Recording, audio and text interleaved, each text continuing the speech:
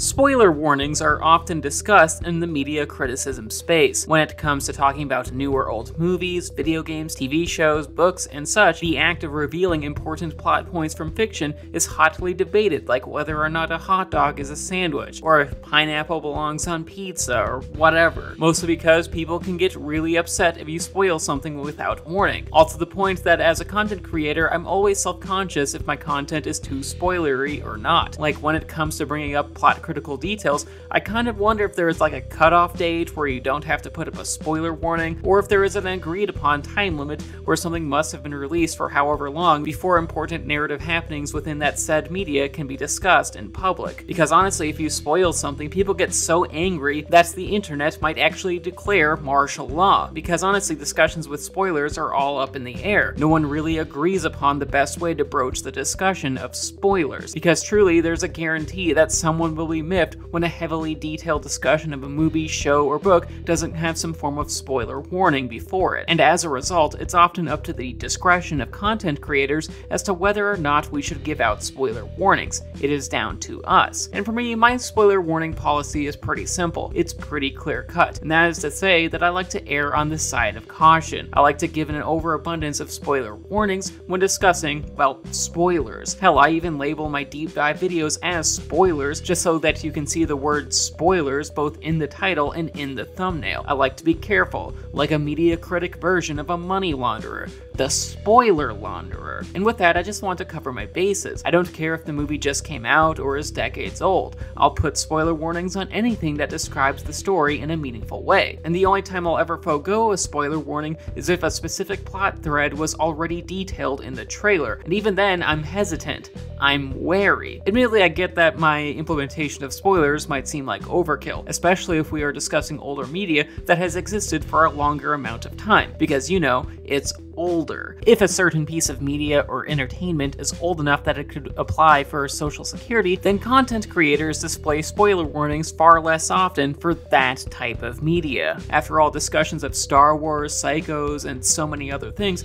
have existed for decades, all to the point that a spoiler warning might seem unnecessary. It might feel unneeded. But here is the thing, I'm a millennial. I grew up in a time where the internet came into its own and various media could be summoned to any device you owned. Whether through online shops, streaming services like Netflix and Amazon Prime, or piracy, the greatest streaming service of them all. Any movie, TV show, book, or video game can be booted up in any time flat. By our fingertips, we can access so much media and do so instantly. And due to this access, I'm reticent to dish out spoilers without a spoiler warning, because now people can experience older movies or games for themselves quite easily. With the internet, people have extraordinary access to various media released over the last 100 years, if not more. It is easier than ever to watch, read, or play something than ever before, and given that ease of access, I like to give out spoiler warnings, mostly because people can nowadays easily experience a classic film or game for themselves without it being spoiled for them. And I know this because I'm one of those people. I regularly watch older films for my own enjoyment via the convenience of modern technology, and I always appreciate it when people warn me ahead of time if there are spoilers in their reviews or deep dive, because like many people, I like to experience an artistic piece without much foreknowledge as to how the events in that said artistic piece will go. After all, if someone spoiled me to the endings of The Shining, Vertigo, or The Third Man before I initially watched them, I would have been fucking irritated. And yeah, I really get that those films have been around longer than I have been alive, especially Vertigo and The Third Man, but experiencing those films with a fresh, clean slate was such an enjoyable experience for me that I would never intentionally spoil anything for somebody else, no matter how old or popular those movies, games, or books are. I'd still give a spoiler warning, no matter how silly it might sound. I also approach spoilers from the perspective of someone who enjoys reading fantasy literature. Over the past few years, I've read a fair few fantasy books and series. Hell, I've even started to make some quick reviews of these books. And some of these fantasy series began decades ago. Like for example, the first few Wheel of Time books were published at least 30 years ago. Yet many people in the fantasy community and the Wheel of Time fandom itself are still hesitant to spoil anything that happens in those books because 1, we want people to read and find out for themselves so that they can experience follows the books as intended, and secondly, books themselves are regularly adapted into movies, television shows, and video games. In fact, no matter how old a story is, there's always a chance that it will be adapted into modern media, just like, let's say, Amazon Prime's The Wheel of Time adaptation, a show that has garnered its own fandom separate from the books. It has an audience that hasn't read the series, and thus doesn't know what's going to happen in the adaptation. Yet, if book readers were to discuss future events that happened later on in the series to these fans of the show,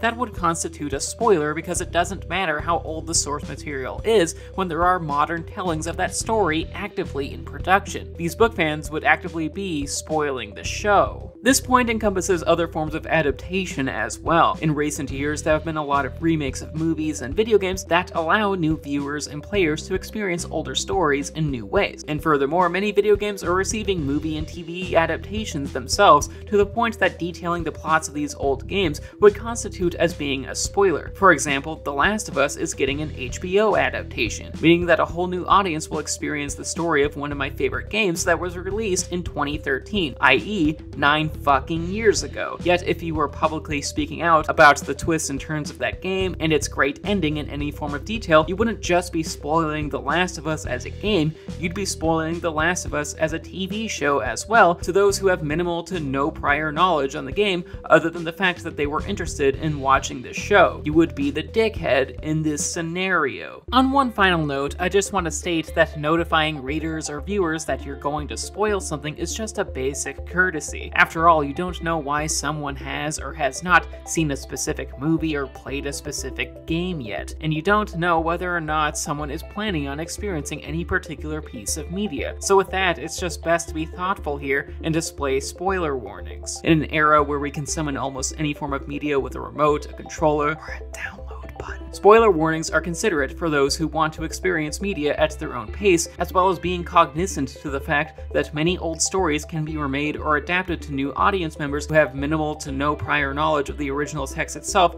at any time. And with that, spoiler warnings aren't very difficult to set up. It just takes a few seconds of time. That's it. There's no reason to be up in arms over it. It should be a non-issue. So to that, when you see me giving spoiler warnings in my future deep dives of Star Wars and BioShock, don't be fucking surprised. And with that, that was the video. I hope you enjoyed it. Please leave a like rating, share, subscribe, ring the bell, and leave a comment telling me what you think of spoiler warnings. Also, please consider checking out my Patreon page.